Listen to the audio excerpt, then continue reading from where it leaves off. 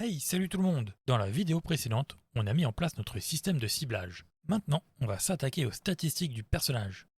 On commence par aller dans le dossier Projet YT, puis Data Table. On fait un clic droit et dans Miscellaneous, on sélectionne Data Table. Et dans cette fenêtre, on choisit Gameplay Tag Table Row. Ensuite, on l'appelle DT Gameplay Tag et on l'ouvre.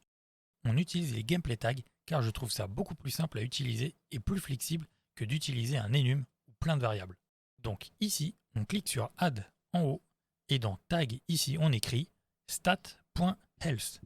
À nouveau, on clique sur Add et dans Tag on écrit stats.stamina.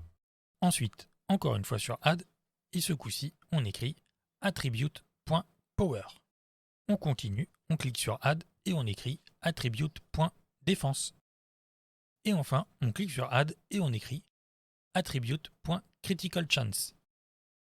Voilà, je pense qu'avec ces bases-là, vous pourrez créer d'autres statistiques ou attributs si vous le voulez. On sauvegarde, puis dans Edit, on va dans notre Project Settings. Ensuite, on clique ici sur Gameplay Tags et ici dans Gameplay Tag Table List, on clique sur le petit plus. Et dans la liste, on choisit notre DT Gameplay Tag. Alors, pour ceux qui utilisent une version antérieure à Unreal 5.4, vous pouvez avoir quelques différences ici, car Epic a fait pas mal d'améliorations des gameplay tags dans la version 5.4. On peut donc fermer notre Project Settings. Et on peut aussi fermer notre Data Table. On va dans le dossier Projet YT, Core puis Actor Component, et on fait un clic droit. On choisit Blueprint Class, et on sélectionne Actor Component. On l'appelle AC Stats, et on l'ouvre. Vous connaissez la routine maintenant, donc dans Class Settings, on renseigne Blueprint Display Name. On écrit Statistics. Puis dans Blueprint Description, on écrit Gère les statistiques et attributs. Et enfin, dans Blueprint Category, ai-je besoin de le dire, Projet YT. Bon, l'Eventic, au revoir. On va créer quelques variables. La première, on l'appelle Current Stats. Et pour le type de variable, on met Gameplay Tag. Puis, on change le type de contenant. On met en map. Et en deuxième type, on met integer. On peut aussi mettre en float si on veut. Alors, du coup, pour cette variable de type map, on appelle la première valeur des clés, donc key, et la seconde des valeurs, donc value. D'ailleurs, on compile, je vais vous montrer. Donc, on sélectionne notre variable currentStat, et dans Default Value, on clique sur le petit plus. Et là, vous remarquerez qu'on a l'élément 0, comme dans un array, suivi de nos deux variables GameplayTag et int pour integer, précédé de key et value. Donc chaque clé est liée à sa valeur. Vous allez voir, en vrai ce n'est pas très compliqué à comprendre. On clique sur la petite corbeille ici pour supprimer notre élément 0. Petit truc encore, on déplie Advanced ici et on coche la case Advanced Display. Je vous montrerai en temps voulu ce que ça fait. Bon, nouvelle variable, on l'appelle MaxStat. Et elle est déjà en map avec GameplayTag et integer, c'est parfait. Du coup, on crée une autre variable qu'on appelle Attribute. Et encore une fois, le type de variable est parfait. On peut commencer à faire nos fonctions. Donc, nouvelle fonction, on l'appelle setCurrentStat. Et on lui donne directement une catégorie currentStat. Là, c'est un peu différent d'habitude, car nous avons une variable de type map. On fait un get de currentStat et de notre variable, on appelle add. Puis, on prend la clé et on la glisse dans la fonction, comme ceci. Même punition pour la valeur, on la glisse dans la fonction. Ensuite, on renomme key en stat et on déplie stat avec la petite flèche ici. Alors, pour vous montrer ce que ça fait, on prend notre fonction setCurrentStat et on la met n'importe où. Vous voyez stat, on ne peut pas choisir quelle stat, donc on décoche Pass by Reference. Et maintenant, regardez, on peut choisir la stat voulue. On peut supprimer notre fonction, c'était juste pour vous montrer. Ah oui, la fonction est déjà terminée, donc nouvelle fonction. On l'appelle addCurrentStats et on la met dans la catégorie currentStat. Là, ça va être un peu plus complexe. On fait un get de currentStat et on appelle un find, car on va chercher si la stat existe et sa valeur. Donc, quelle stat? On prend le pin GameplayTag de find, le pin bleu, et hop, dans la fonction, on renomme key en stat. On en profite pour décocher pass by reference et aussi on ajoute un input qu'on appelle amount et de type integer. Ensuite, on appuie sur B pour avoir un branch et on relie la condition au find, car on veut ajouter le montant à la stat si on la trouve. Puis, de la sortie de find, on fait un plus. De l'autre pin d'entrée de notre plus, on le relie à amount, où on peut faire un clic droit et l'appeler en variable locale. De la sortie de notre plus, on va s'assurer que la valeur ne dépasse pas notre max stat. Donc, on appelle un clamp integer et dans min, on laisse 0. Pour le max, on prend notre variable maxStat et on fait un get. On fait aussi un find et on fait un clic droit pour appeler notre variable locale stats, qu'on relie au find. Le find dans le max, puis encore une fois, on prend notre variable currentStat et on fait un get. Maintenant, on fait un add depuis notre get. Encore une fois, un clic droit pour avoir notre variable locale stat, qu'on branche dans le add, puis la return value du clamp dans le add aussi. Il n'y a plus qu'à ranger tout ça.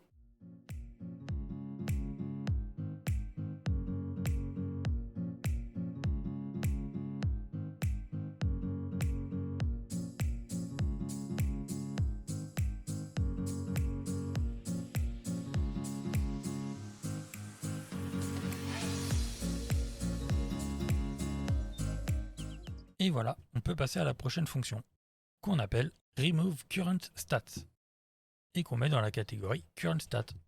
Ici, ça va être assez similaire, donc on prend notre variable currentStat et on fait un get. Puis on fait un find, on relie l'entrée gamePlayTag dans la fonction et on renomme l'input key en stat. On n'oublie pas de décocher passByReference, puis on ajoute un input qu'on appelle amount et de type integer. On appuie sur B pour avoir notre branch, qu'on relie comme ceci, puis du find, on fait un moins. Ensuite, on fait un clic droit pour appeler amount, qu'on branche dans le moins. De la sortie du moins, on appelle un clamp et on relie le moins aussi dans le max. Cela permet de ne pas aller en dessous de la valeur min, donc 0. Après, on prend notre variable currentStat et on fait un get. De là, on appelle un add qu'on relie au trou du branch. Et enfin, on fait un clic droit puis getStat qu'on relie au add et la return value du clamp, pareil. Plus qu'à ranger la fonction.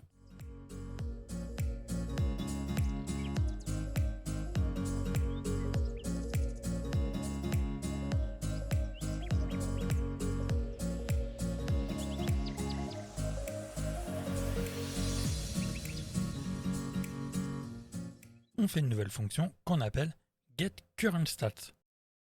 On la passe en pur et on la met dans la catégorie currentStat. Bon, là, ça va être assez simple. On prend notre variable currentStat et on fait un get. De notre get, on appelle un find et on prend le pin d'entrée du find qu'on met dans la fonction. On renomme key en stat et on décoche passByReference. Ensuite, on appelle un branch et on relie le find dans la condition comme ceci. Et enfin, on prend la sortie integer du find qu'on met dans la fonction pour avoir notre return node et finir la fonction. Et on range la fonction.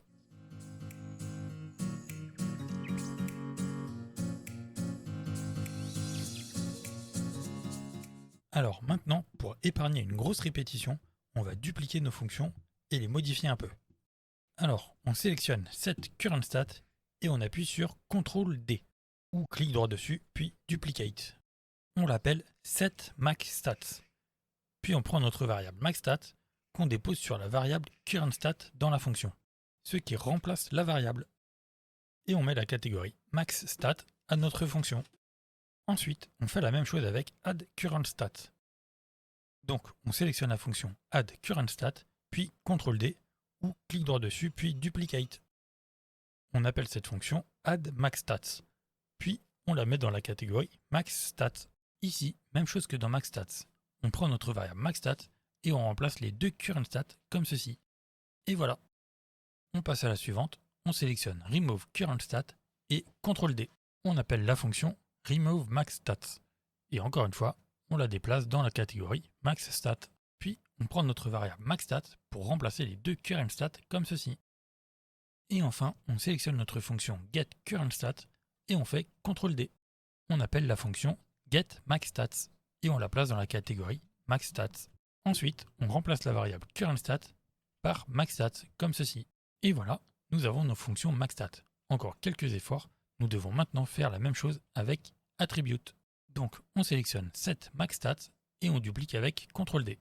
On appelle cette fonction setAttribute et on lui donne une catégorie, donc attribute.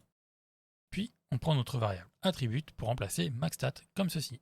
Voilà, on passe à la fonction suivante, on sélectionne donc addMaxStat, puis CTRL-D. On l'appelle addAttribute et on place la fonction dans la catégorie attribute. Et comme d'habitude, on remplace les variables maxstat par attribute comme ceci. Et voilà, on peut passer à la fonction removeMaxStat qu'on duplique avec CTRL-D. On l'appelle removeAttribute et comme pour les autres, on place la fonction dans la catégorie attribute.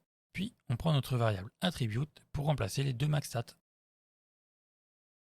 Et pour finir, on sélectionne getMaxStat puis CTRL-D. On l'appelle getAttribute et on place la fonction dans attribute. Et vous savez ce qu'il nous reste à faire, remplacer la variable maxstat par attribute. Alors maintenant, on crée une nouvelle variable qu'on appelle statCurve. Oui, on va utiliser des curves pour faire nos stats et attributs. Donc en type de variable, on met gamePlayTag et en map. Après, en valeur pour la map, on met curveFloat. Puis on lui donne une catégorie qu'on nomme settings. Ensuite, on fait une nouvelle variable qu'on appelle attributeCurve. Et normalement, elle a déjà le bon type. Donc une map avec gamePlayTag et curveFloat. On place la variable dans la catégorie settings. Et on fait une autre variable qu'on appelle levelingCurve. Et ce coup-ci, on passe la variable en single, puis on la met en curveFloat. Puis on met la variable dans la catégorie settings. Ensuite, on fait une nouvelle fonction qu'on appelle initializeStat. Cette fonction sera lancée au début pour que le personnage ait ses stats en fonction des tags et des curves qu'on lui donnera. Donc, on prend notre variable attributeCurve et on fait un get. Ensuite, on veut les clés. Donc on appelle keys. Et pour chaque clé, on va les ajouter dans notre variable attribute. Donc on maintient la touche F et on clique pour avoir un for each loop. Et on branche la sortie de keys dans array. Ensuite, on prend à nouveau la variable attributeCurve et on fait un get. Puis un find. Et on branche arrayElement dans le find, comme ceci. Après, on appuie sur B pour avoir un branch et on le connecte au find et à loopBody. Puis, de la sortie du find, on appelle getFloatValue. Ici, on va vouloir la valeur en fonction du niveau de notre personnage. Donc, on crée une nouvelle variable qu'on appelle level et de type integer. On compile et en valeur par défaut, on met 1, car généralement notre personnage commence au niveau 1. Ensuite, on fait un get de notre variable level et on la branche dans getFloatValue. Unreal convertit automatiquement notre integer en float. Puis on prend notre fonction setAttribute qu'on relie à true. Et du for each loop, on tire le pin arrayElement qu'on connecte dans le setAttribute dans le pin stat. Et de la return value de getFloatValue, on relie à la value de setAttribute. Unreal nous appelle un node qui supprime ce qu'il y a après la virgule. Voilà pour les attributs. Il nous faut maintenant les stats.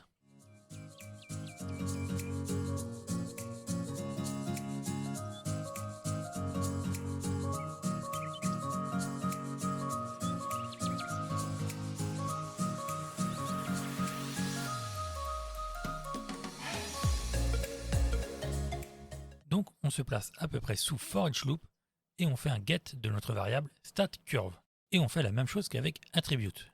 Depuis statCurve, on appelle keys. On relie keys au completed de for each loop. Puis on appuie sur F pour avoir un for each loop, qu'on relie tout pareil qu'au-dessus. On fait un autre get de statCurve, puis un find. On appuie sur B et on branche notre branch comme ceci. On met le arrayElement du for each loop dans le find. Et de la sortie du find, on appelle getFloatValue. Ici aussi, on veut la valeur en rapport à notre niveau. Donc, on met notre variable level dans inTime. Et enfin, on prend notre fonction setMaxStat qu'on branche dans le trou. Il ne reste plus qu'à tirer le arrayElement et à le connecter dans stat, puis la return value de getFloatValue dans la value de setMaxStat.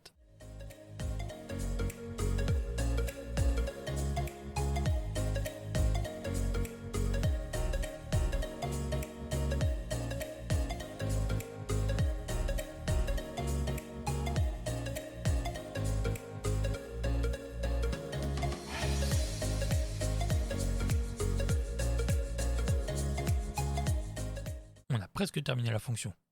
Il ne nous reste plus qu'à mettre notre santé et notre endurance au max. On n'a pas envie de commencer le jeu en étant mort. Donc sous le for each loop, on prend notre variable statCurve et on fait un get. Encore une fois, on appelle keys et on le branche dans complete. On appelle un autre for each loop avec f, et là, ça va être un peu différent. On prend la variable maxStats et on fait un get. Puis un find, et on connecte arrayElement au find. Oui, ça reste similaire. Donc, on appelle un branch avec b, et on met le find dans la condition. Et enfin, on prend notre fonction setCurrentStat qu'on met dans le trou. On tire le pin arrayElement pour le connecter dans stats. Et ce coup-ci, on peut connecter le find directement dans value. Et là, on peut faire du rangement.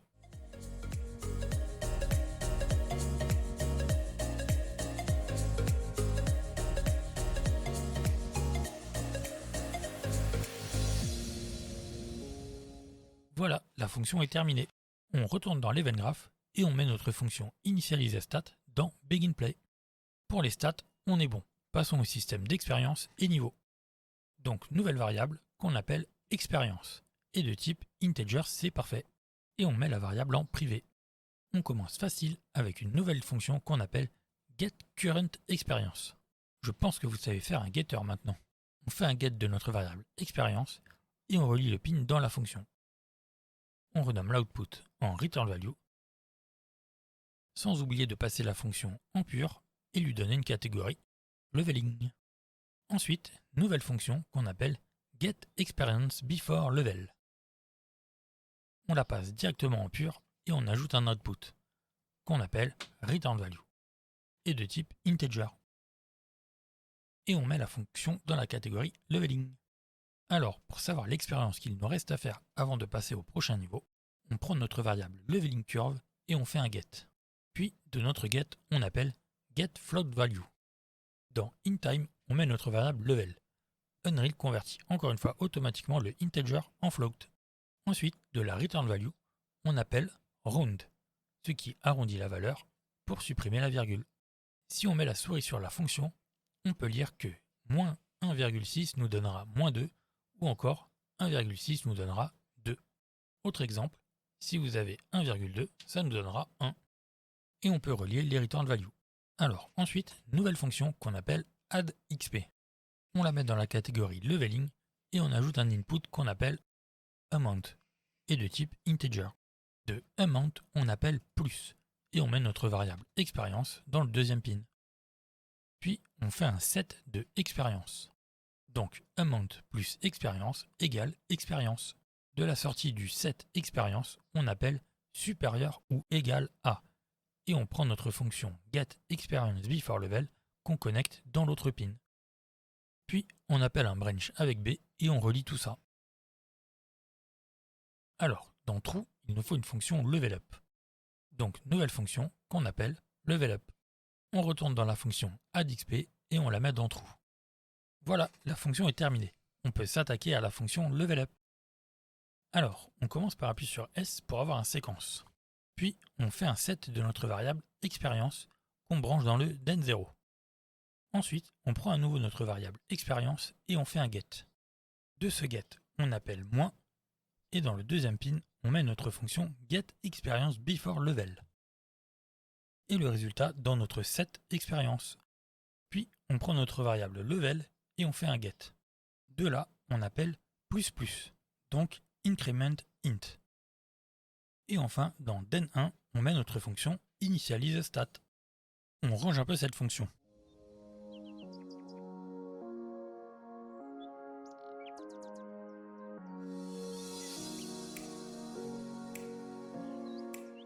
Et on peut compiler et quitter AC Stats. On ouvre maintenant AC Damage System et on va dans la fonction TakeDamage. Ensuite, dans les Event Dispatcher, ici, on sélectionne onDeath. Dans Détail, à droite, on ajoute un input qu'on appelle DamageCauser et de type Actor. On compile et on va vers la fin de notre fonction TakeDamage. Ensuite, on fait un clic droit pour appeler getDamageCauser et on le branche dans DamageCauser. On peut compiler et mettre de côté DamageSystem pour l'instant. On y reviendra dans un instant. Maintenant, on va dans le dossier Projet YT et on crée un nouveau dossier. Clic droit, New Folder, on l'appelle Curve. Dans ce dossier, on fait un clic droit et dans Miscellaneous, on choisit Curve. Puis Curve Float. On l'appelle C Experience. Puis on l'ouvre. Dans le graphique, on fait un clic droit, puis Add Key. En haut, ici, on met les valeurs 0 et 0. À nouveau, on fait un clic droit, puis Add Key. Et ce coup-ci, on met 99, ou le niveau maximum que vous voulez atteindre. Et dans la deuxième case, on met une valeur assez élevée, par exemple 100 000. Ensuite, on clique dans le graphique pour désélectionner nos points. Puis, on clique sur l'icône avec une souris dans un cadre, ici, ce qui va mettre la courbe avec les 2 points à l'échelle. On sélectionne donc les 2 points et on clique sur l'icône juste à droite de celui avec un A, car notre courbe est trop linéaire. Et maintenant, le début n'est pas trop mal, c'est progressif.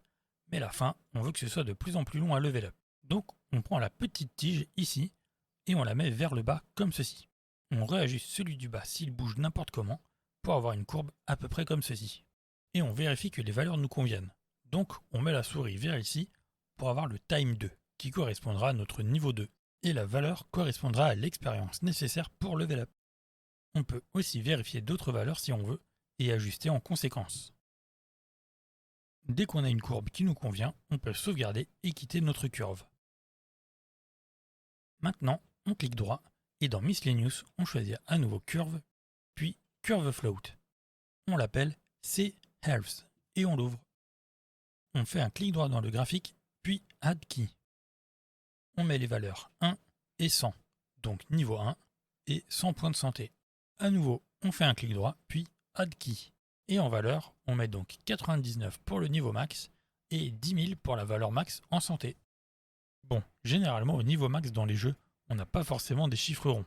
Donc vous pouvez mettre 9564 si vous voulez, ou ce que vous voulez.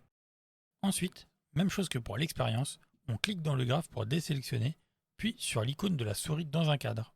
Vous pouvez modifier la courbe de progression plus ou moins rapide, libre à vous de faire vos tests. Une fois satisfait par votre curve, on sauvegarde et on quitte notre curve Health. Encore une fois, on fait un clic droit, puis dans Miscellaneous, on clique sur Curve, puis on choisit Curve Float. On l'appelle C Stamina et on l'ouvre. Pour la stamina, on va faire une curve pas compliquée. Donc clic droit dans le graphe, puis Add Key. En valeur, on met 1 et 100. Puis à nouveau, clic droit et Add Key. Et ce coup-ci, en valeur, on met 99 et 100. Donc nous n'aurons pas d'évolution de l'endurance avec les niveaux. On sauvegarde et on quitte notre curve. On continue avec un clic droit, puis Miscellaneous, puis Curve et on choisit Curve Float. On l'appelle C Power et on l'ouvre. Pour la puissance de notre personnage, on va le faire commencer à 10 au niveau 1 et à 1000 au niveau 99. Donc on fait un clic droit dans le graphe, puis Add Key et on met les valeurs 1 et 10. À nouveau, on fait un clic droit, puis Add Key. En valeur, on met 99 et 1000. On peut cliquer dans le graphe, puis sur l'icône de la souris encadrée. Choisissez la vitesse de progression que vous souhaitez. Puis on sauvegarde et on quitte la curve.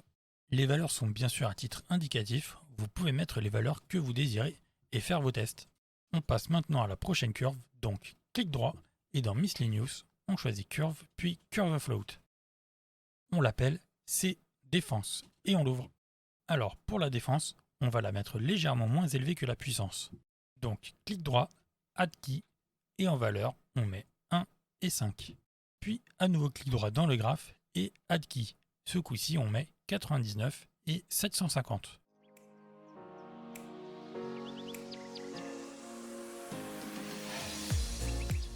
Une fois satisfait de la curve, on sauvegarde et on quitte la curve. Et pour finir, on fait un clic droit et dans Miscellaneous, on choisit Curve puis Curve Float. On l'appelle C Critical Chance et on l'ouvre. Alors normalement les chances de coup critique sont souvent boostées par l'équipement ou par une autre statistique. Donc on va faire une courbe légère pour avoir juste un minimum de chances de faire un coup critique. Donc clic droit dans le graphe puis Add Key. Et en valeur on met 1 et 3. Donc nous aurons 3% de chances de faire un coup critique au niveau 1.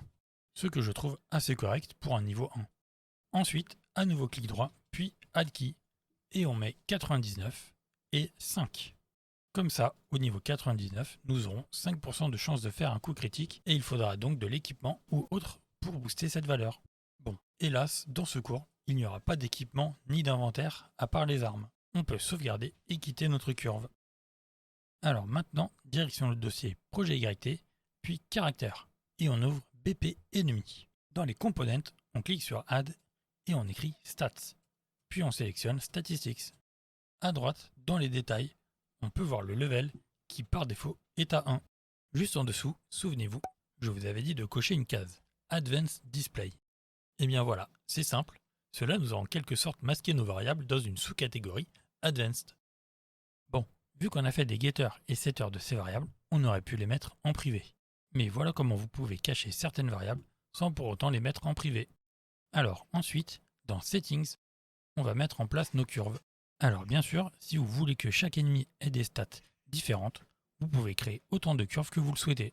Donc dans Leveling Curve, pour l'ennemi, il n'y a pas besoin de l'indiquer. Pour Stat Curve, on clique sur le plus et dans Key Gameplay Tag, on choisit Stat puis Health.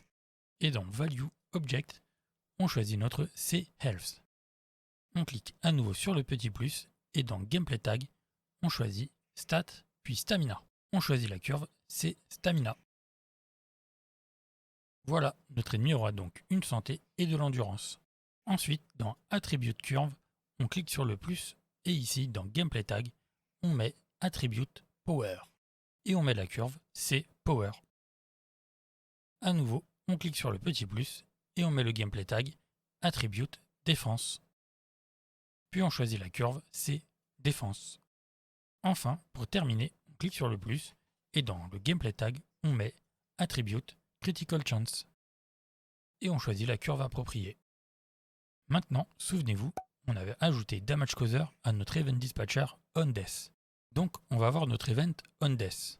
Pour ça, soit on cherche à la mano, soit on sélectionne AC Damage System et dans les détails, on clique sur OnDeath ici. Et nous y voilà. Bon, il n'y a pas non plus 50 000 fonctions, donc ce n'est pas très dur à trouver à la mano. Mais voilà comment trouver rapidement un Event Dispatcher. Alors, maintenant que nous avons un système d'expérience, quand notre ennemi meurt, le personnage doit recevoir sa récompense. Donc, de Damage Causer, on appelle Get Component by Class. Et dans Component Class, on sélectionne AC Stat.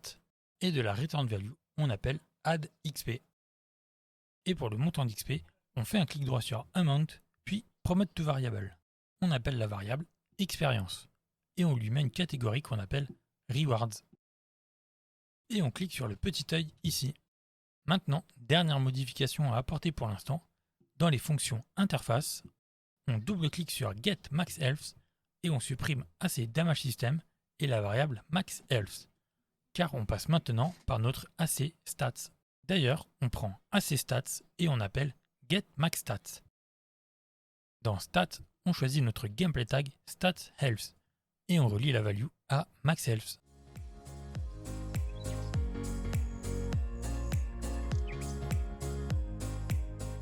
Ensuite, on double-clique sur Get Current Health et on fait la même chose. On supprime tout et on prend AC Stats. De AC Stats, on appelle Get Current Stats et dans Stats, on met notre Gameplay Tag Stat Health. Puis on relie dans Health.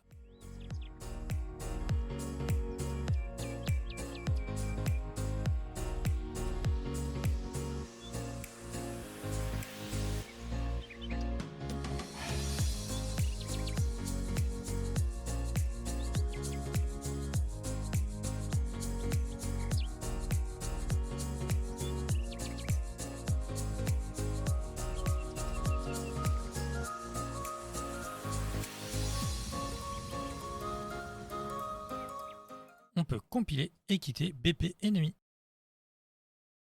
On ouvre maintenant notre BP Player Character. Dans les components, on ajoute notre AC Stats. Et dans les détails, on met nos curves. Donc dans Leveling Curve, on met C Expérience. Puis dans Stat Curve, on clique sur le plus et on met notre Gameplay Tag Stat Health. Et sa curve, C Health. À nouveau, on clique sur le plus et dans Gameplay Tag, on met Stat Stamina. Puis on choisit la curve, c'est Stamina. Ensuite, on clique sur le plus pour ajouter nos attributs.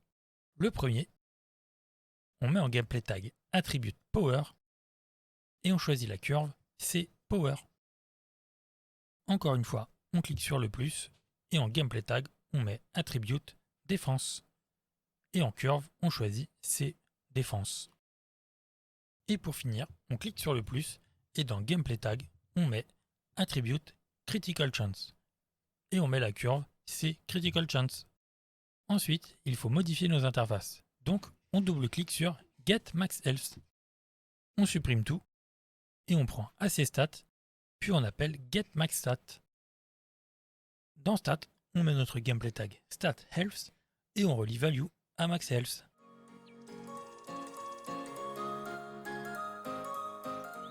Puis on double-clique sur Get Current Health et on supprime tout. On prend AC Stats et on fait un Current Stats. Dans Stats, on met notre gameplay tag Stat Health et on relie Value à Health.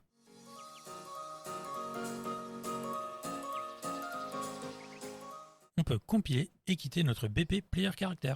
On retourne dans Damage System. Je vous avais dit de le mettre de côté. Comme nous avons des stats assez intéressantes, on va les utiliser un peu mieux pour gérer les dégâts. Avant d'entrer dans le vif du sujet, on va faire quelques getters pour se simplifier la vie. On fait donc une nouvelle fonction et on l'appelle getAttribute. On met la fonction en pur et on ajoute un input qu'on appelle Actor et de type Actor. On fait un deuxième input qu'on appelle Attribute et de type GameplayTag. On vérifie que notre input n'est pas en Pass by Reference et on ajoute un output qu'on appelle ReturnValue et de type Float. Ensuite, de Actor, on appelle getComponentByClass et dans ComponentClass, on sélectionne AC Stat. De la ReturnValue, on appelle getAttribute et on relie Attribute à Stat comme ceci et de Value à la ReturnValue.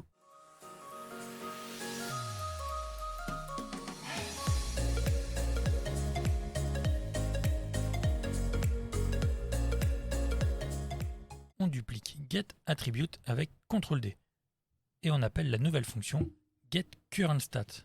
Dans les inputs, on renomme Attribute en Stat et on supprime getAttribute pour appeler getCurrentStat à la place.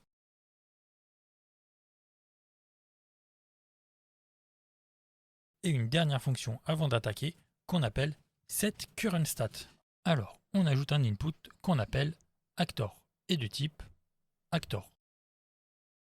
On ajoute un autre input qu'on appelle Stat et de type GameplayTag. Puis encore un input qu'on appelle Value et de type Integer.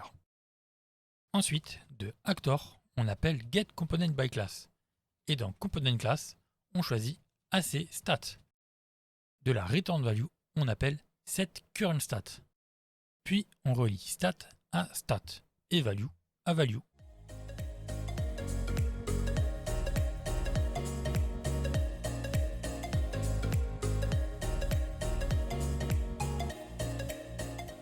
Et on va pouvoir attaquer les choses sérieuses. On crée donc une nouvelle fonction qu'on appelle setCriticalHit. Et ouais, ce n'est pas juste pour faire beau cet attribut de critique. La fonction ne va pas être très compliquée en plus. On ajoute un input qu'on appelle DamageCauser. Et on met de type Actor. Car oui, c'est celui qui fait les dégâts, qui fait un coup critique ou non. De DamageCauser, on appelle getAttribute. Et dans Attribute, on met notre gameplay tag Attribute Critical Chance. De la ReturnValue, on appelle supérieur ou égal à. Et dans l'autre pin d'entrée, on appelle Random Float in Range. Dans Min, on laisse 0. Et dans Max, on met 100. Puis, du booléen de sortie, de notre supérieur ou égal, on fait un promote to variable, qu'on appelle critical hit, et qu'on passe en private. Et on relie comme il faut. Donc nous saurons si le coup est un critique ou non.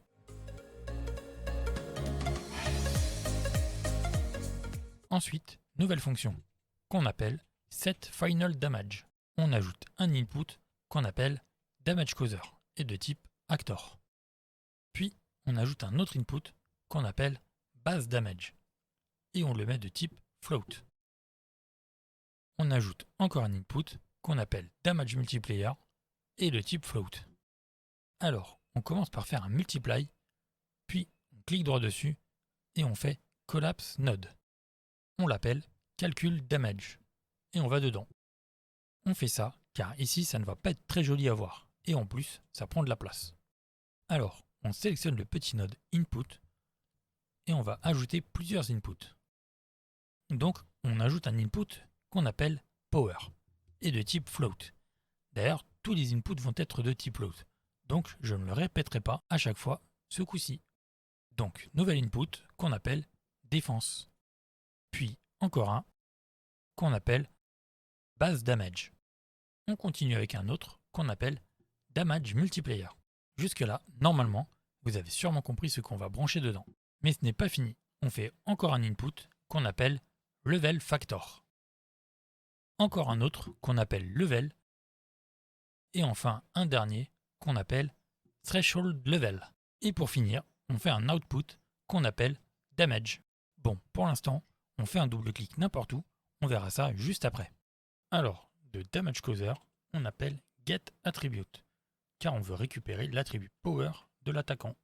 Donc dans attribute, on met notre gameplay tag attribute power et de la return value, on branche dans notre calcul damage power. Ensuite, on appelle getOwner et de notre getOwner, on fait un getAttribute. Dans attribute, on met notre gameplay tag attribute défense et on relie la return value à notre calcul damage dans défense. Après, c'est simple, notre fonction a base damage, donc on relie au base damage. Et même punition pour damage multiplier dans damage multiplier. Alors, pour le level factor, on fait un clic droit dessus, puis promote to variable. On compile, et en valeur par défaut, on met 0,065. Cette valeur, si vous faites des tests, je vous conseille de la modifier légèrement. Allez-y doucement pour essayer de trouver un bon résultat qui vous plaît. Ensuite, pour le level, depuis getOwner, ici, on appelle getComponentByClass.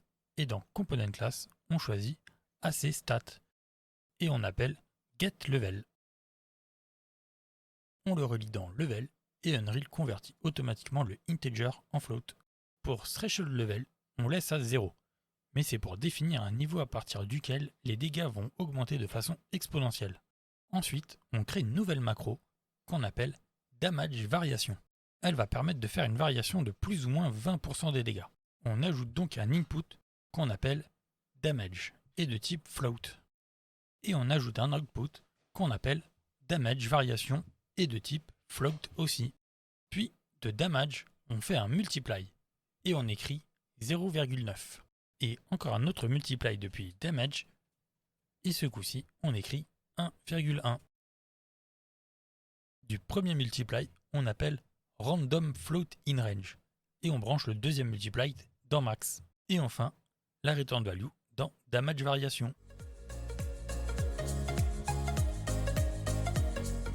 Dernier petit truc, on sélectionne notre macro et on change instance color. On met red 0,5, green 1 et blue 1. Puis OK, on retourne dans set final damage et on met notre macro à la suite. On branche damage dedans. Ensuite, de damage variation, on fait un multiply. Et de l'autre pin, on appelle un select, celui-là. On prend notre variable critical hit et on la branche dans l'index. Dans false, on met 1 et dans true, on met une valeur pour booster nos dégâts en cas de coup critique. Pour ma part, je mets 2, donc des dégâts doublés. De la sortie de notre multiply, on appelle un round, pour être sûr de ne pas avoir un nombre à virgule. Puis, on fait un clic droit et on appelle un clamp, celui-là, avec float. Et de la return value de notre round, on le connecte à la value du clamp, ce qui appelle un node de conversion de integer à float. Dans le clamp, la valeur min, on laisse à 0. Et pour le max, soit vous mettez la valeur maximum de dégâts que votre jeu le permet, sinon on relie le node de conversion dans max, comme ceci. Et enfin, de la return value du clamp, on fait un promote to variable qu'on appelle final damage, et on met la variable en private. Puis, on relie le pin d'exécution au tout début. On range un peu tout ce pataquès.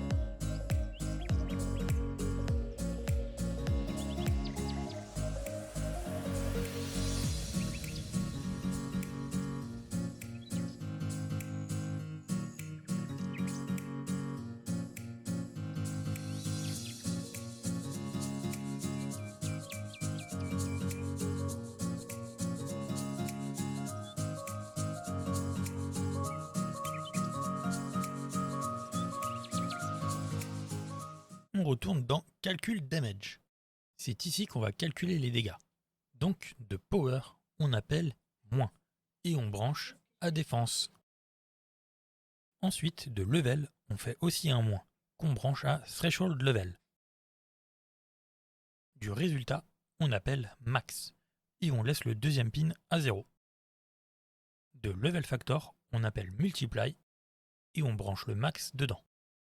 Puis, du résultat, on appelle EXP. Et de Damage Multiplier, on appelle un Multiply. On branche l'exponent dans le Multiply. De notre Power moins Défense, on prend le résultat et on appelle un Multiply. On branche l'autre Multiply, celui-ci, dedans. Et le résultat, on fait un plus. On relie Base Damage dedans.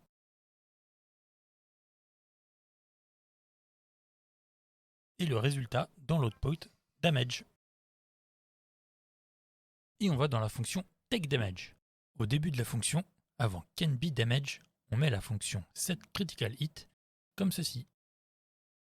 Et on relie Damage Causer à Damage Causer. Après, on met la fonction setFinalDamage. Et pour faire un peu plus propre, on fait un clic droit et on appelle getDamageCauser, qu'on connecte dans le Damage Causer de setFinalDamage. Puis, de notre break de la structure, on relie Base Damage au Base Damage de setFinalDamage. Et même chose avec Damage Multiplier.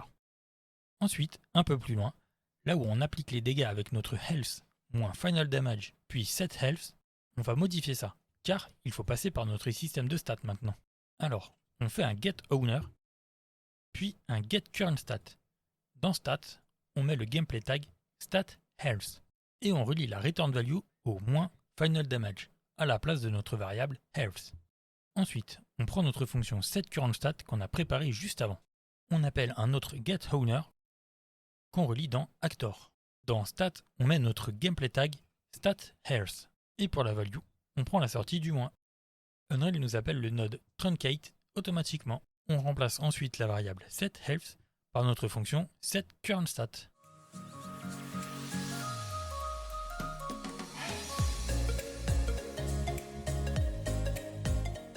Ensuite, on fait un autre getOwner, puis un getCurrentStat. Dans Stat, on met le gameplay tag StatHealth et on relie la return value au inférieur ou égal à 0 à la place de notre variable Health. On peut ranger un peu la fonction si on a mis le bazar.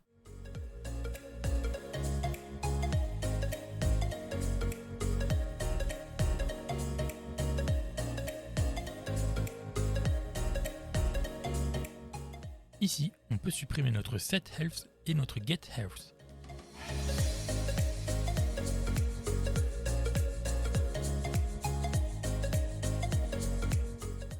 Et ici, on déconnecte Base Damage avec Alt, puis on met notre variable Final Damage comme ceci.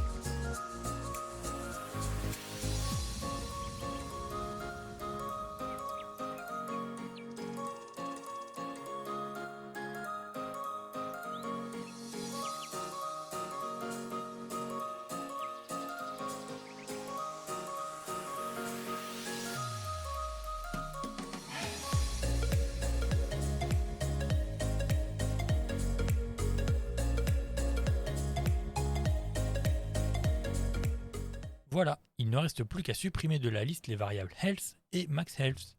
On compile et on peut quitter AC Damage System. À ce stade-là, notre nouveau calcul de dégâts et nos stats fonctionnent. Mais on va aller un peu plus loin. Direction le dossier Projet YT, Core, puis User Interface. On fait un clic droit et dans User Interface, on sélectionne Widget Blueprint. Puis on clique sur User Widget et on l'appelle WBP Notification. Et on l'ouvre. En haut à droite, on clique sur Fill Screen et on change avec Desired. Ensuite, dans la palette, on cherche Horizontal Box dans la catégorie Panel et on fait un glisser-déposer dans WBP Notification, comme ceci. Puis, dans la palette, on cherche Texte dans la catégorie Common et on met notre texte dans la Horizontal Box. Après, dans les détails, on change le nom. On l'appelle T-Notification et on coche Is Variable. Ensuite, dans Horizontal Alignment, on met Aligné à gauche. Dans Vertical Alignment, on met Centré. Ensuite, dans Apparence, on cherche Outline Settings. Et dans Outline Size, on met 1. Et enfin, tout en bas, ou presque, dans Render Opacity, on met 0. Puis, on va faire une petite animation. Donc, on clique sur Plus Animation. Bon, j'avoue que je n'ai pas trop d'idées pour nommer notre animation. Donc, on l'appelle Animation. Ensuite, on sélectionne notre T notification, puis on clique sur Add ici et on choisit la première ligne T notification. On clique sur le plus ici et on choisit Render Opacity. À nouveau, on clique sur le plus et on choisit ce coup-ci Transform. On vérifie dans la timeline qu'on est bien à 0 et on met Render Opacity à 0. Ensuite, on déplie Transform, puis Scale. Et dans X, on met 0 et dans Y, on met 0. Après, on met la timeline sur 0,25. Et dans Render Opacity, on met 1. Bon, on devrait voir le texte, mais il est tellement petit qu'on ne le voit toujours pas. Donc, dans Scale X, on met 1,5. Et dans Y, pareil, 1,5. C'est bon, on voit notre texte. On met maintenant la timeline à 0,5. Et ce coup-ci, dans Scale X, on met 1. Et même chose pour le Y, on met 1. Ensuite, on déplace la timeline 3 secondes plus loin, donc sur 3,50. Ici, on ne change pas nos valeurs. On veut garder les mêmes. Donc, on clique sur le petit plus ici, entre les flèches, pour Render Opacity et pour Transform. Et enfin, on met notre timeline sur 4,5 et on met Render Opacity à 0, ainsi que Scale X à 0 et Y à 0. Et on peut regarder l'animation.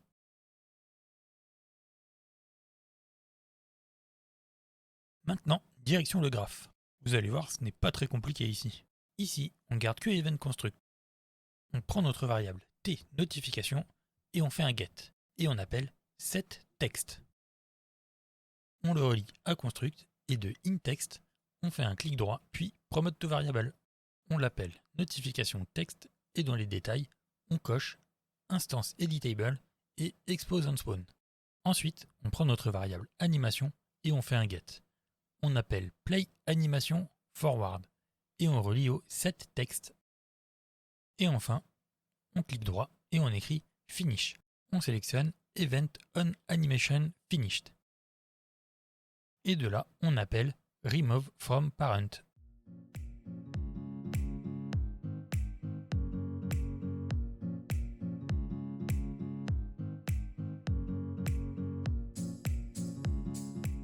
Et on peut compiler et quitter notre WBP notification. Maintenant, on fait un clic droit, puis dans User Interface, on choisit Widget Blueprint et on sélectionne User Widget. On l'appelle WBP HUD et on l'ouvre. On commence par chercher dans Panel un Canvas Panel qu'on met dans WBP HUD. Ensuite, toujours dans Panel, on ajoute un overlay. Dans les détails, pour l'ancrage, on met en bas à gauche. Puis, en position X, on met 50. En position Y, on met -80. En size X, on met 300. En size Y, on met 20. Et dans Alignment, on met 0 et 1. Après, dans la palette, on cherche Progress Bar dans Common. Et on la met dans notre overlay. Dans les détails, on renomme en PB Health. Et dans Horizontal Alignment, on met Fill, celui tout à droite. Même chose pour Vertical Alignment, on met Fill. Ensuite, on laisse le style par défaut. On ne touche à rien ici. Dans Progress, on peut voir ce que la barre donne en bougeant un peu le percent, comme ceci. On verra le code un peu après. Puis plus bas, dans Fill Color and Opacity, on met la couleur que l'on veut pour notre barre de santé. Pour moi, ce sera vert, comme ceci. Ensuite, un peu plus bas dans Transform, on met la première valeur Shear à 35. Voilà pour notre Progress Bar. Maintenant, on cherche le texte dans Common et on le met dans l'Overlay. Dans les détails, on renomme en T-Health. Puis, on met Horizontal Alignment en centré et Vertical Alignement en centré aussi. Ensuite, dans Texte, on écrit 100 sur 100 pour avoir un aperçu. On reviendra dessus après, bien évidemment. Puis dans Font, on change Typeface et on met Light. On change aussi Size car c'est clairement écrit trop gros. On met donc 12. Et pour que ce soit plus lisible, dans Outline Settings, on met l'Outline Size à 1. On a donc l'apparence que notre barre de santé aura. Maintenant, on va faire la barre d'endurance.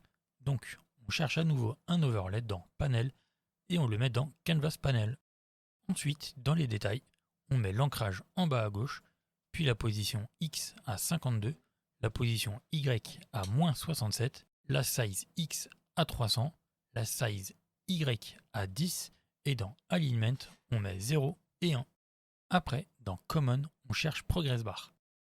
Et on l'ajoute à notre nouveau overlay. On renomme la Progress Bar en PB Stamina, et on met Horizontal Alignment en fil, ainsi que Vertical Alignment en fil aussi. On descend ensuite à Progress pour voir le percent ce que ça donne. Encore une fois, on reviendra dessus après.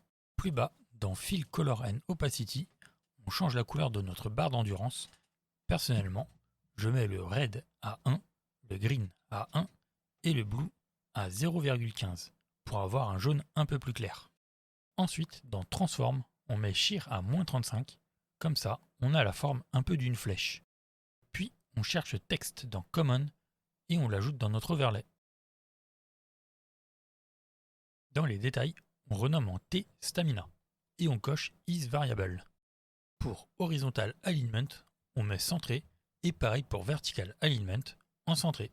Dans Texte, on écrit 100% pour avoir un aperçu de la taille du texte. Ensuite, dans Font, on change Typeface en Light et en dessous, la size à 6. Puis dans Outline Settings, on met Outline Size à 1. Ok, nous avons notre barre d'endurance, mais il y a un manque. Donc, encore une fois, on cherche Overlay dans Panel et on l'ajoute au Canvas Panel. Dans les détails, on met l'ancrage en bas à gauche, puis en position X, on met 44, en position Y, on met -55, en size X, on met 300, en size Y, on met 10, et en alignment, on met 0 et 1. Encore une fois, on cherche une progress bar dans Common et on l'ajoute dans notre overlay. On renomme la progress bar en PBEXP. Et en horizontal alignment, on met Fill, pareil pour vertical alignment, Fill. Ensuite, dans Progress, on regarde un peu ce que donne Percent. Une fois qu'on s'est bien amusé avec, on change Fill Color and Opacity. Dans Grade, on met 0,25, dans Green 0 et dans Blue, on met 1. Voilà, ça nous donne du violet. Puis dans Transform, on met Shear à -35. C'est bon, ça ressemble plus à une flèche, non? Maintenant, dans Common, on cherche Texte et on en ajoute un autre overlay. Dans les détails, on renomme en TEXP. Et comme on a un léger décalage, dans Padding, on met Left 8.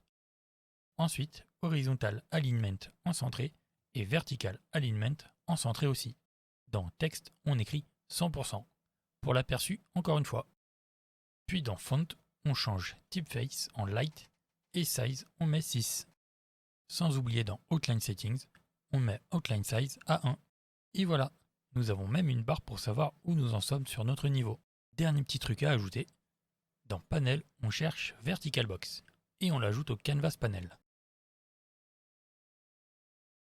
Dans les détails, on renomme en VB Notif et on coche Is Variable. Pour l'ancrage, on met centré à gauche, puis en position X, on met 50, position Y, on met 0, dans Size X, on met 200, dans Size Y, on met 400, Et enfin, dans Alignment, on met 0 et 0,5. Et on peut passer au graphe. On fait un clic droit, puis Custom Event. On l'appelle Spawn Notification. Du pin d'exécution, on appelle Create Widget. Et dans Class, on choisit WBB Notification. Du pin Notification Text, on le relie au Custom Event, comme ceci. Ensuite, on prend la variable VB Notif et on fait un get.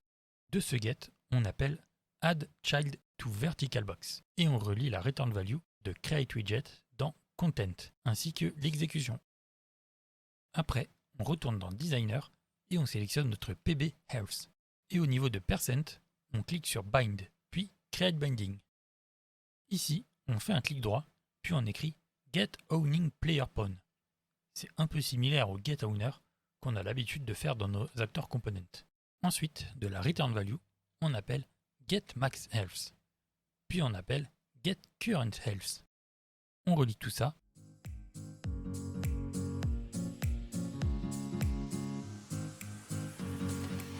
Puis de Health, on appelle Divide.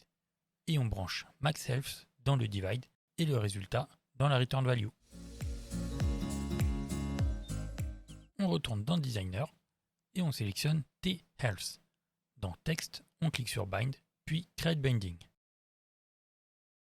De la return value, on appelle Format. Et on écrit, on ouvre la collade Current, on ferme la collade, espace, slash, espace, on ouvre à nouveau la collade, max, et on ferme la collade. Ce qui nous donne 2 pins dans le node. On fait donc un clic droit, puis Get Owning Player Pawn. Et de la return value, on appelle Get Max Health. Et aussi Get Current Health. De Health, on appelle ToText. Et on relie à Current.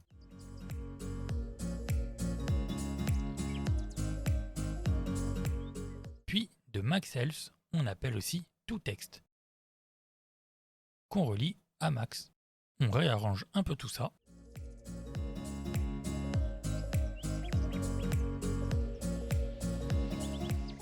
Puis on retourne dans Designer. On clique ce coup-ci sur PB Stamina et au niveau de Percent, on clique sur Bind puis Create Binding.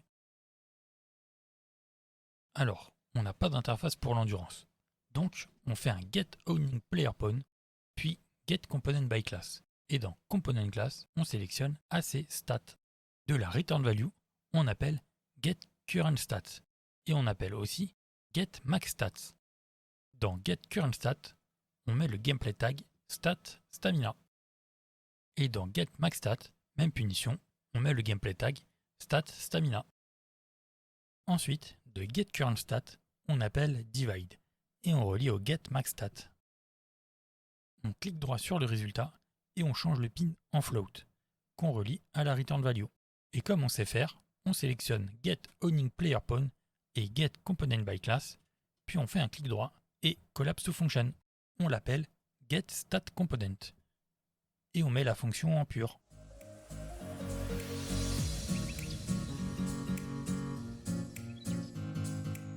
Puis, retour dans Designer. On sélectionne T Stamina et dans Text, on clique sur Bind, puis Create Binding. De la return value, on appelle Format et on écrit, on ouvre la collade, Value et on ferme la collade et le signe pourcentage. On prend notre nouvelle fonction getStatComponent et on fait un getCurrentStat, puis un getMaxStat. Dans getCurrentStat, on met le gameplay tag StatStamina. Et même chose pour getMaxStat, on met le gameplay tag StatStamina. Puis on divise CurrentStat par MaxStat. On fait un clic droit sur le résultat et on le convertit en float. Ensuite, on le multiplie par 100. Et du résultat, on appelle ToText, qu'on relie à Value.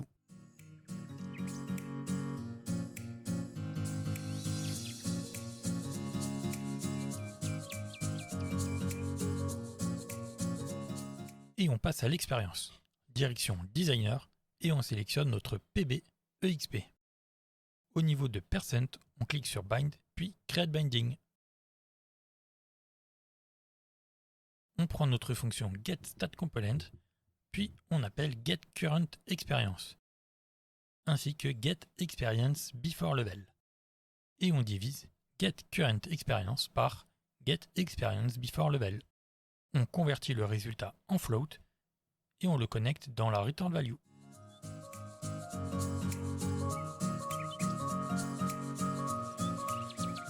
Retour dans Designer et on sélectionne TEXP.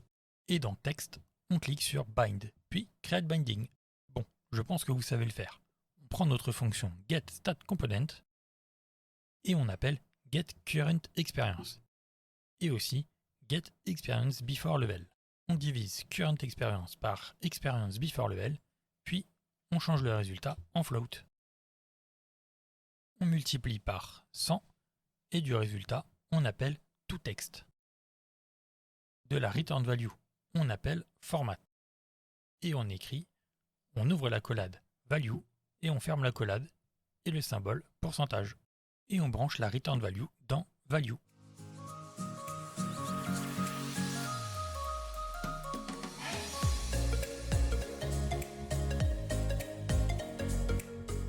On peut compiler et quitter notre WBP HUD. Ensuite, on va dans le dossier projet YT, Core, puis Interface. Et on fait un clic droit, et dans Blueprint, on sélectionne Blueprint Interface. On l'appelle BPI HUD, et on l'ouvre. La fonction, on l'appelle Spawn Notification. On en profite pour lui donner la catégorie HUD, et on ajoute un input qu'on appelle texte, et de type texte. On compile et on peut quitter notre interface. Et maintenant, direction le dossier projet YT, Core puis Game Mode, et on ouvre PC projet YT. Dans Class Settings, on clique sur Add ici, et on écrit BPI. On ajoute BPI HUD. Ensuite, dans l'Event Graph, on remonte tout en haut au Begin Play. Et après notre Add Mapping Context, on appelle Create Widget.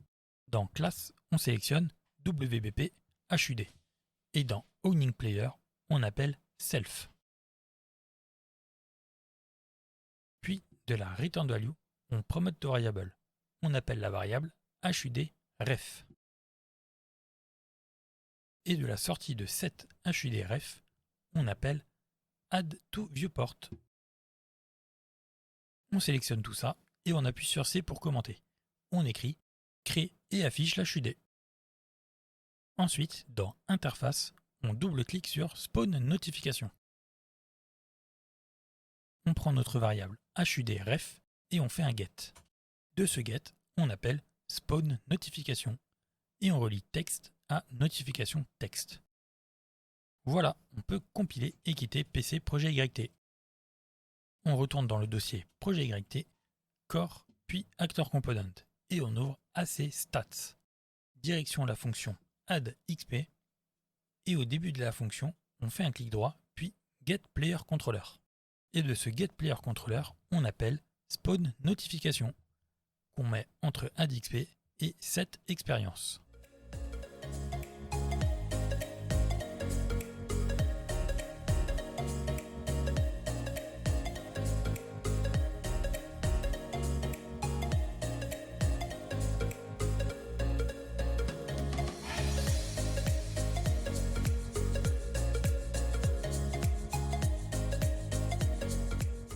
Du pin texte, on appelle un format et on écrit plus espace, on ouvre la collade, amount et on ferme la collade, espace EXP.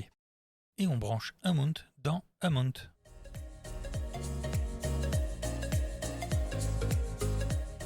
On compile et on quitte AC Stats. Avant de cliquer sur Play, on sélectionne notre ennemi. Et dans l'onglet Détails, ici, regardez dans Rewards.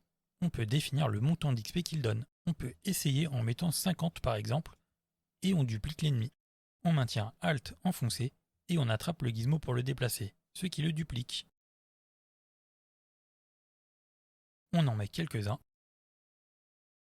et on clique sur Play. Regardez cet HUD magnifique. Bon, on prend une arme et on tape l'ennemi.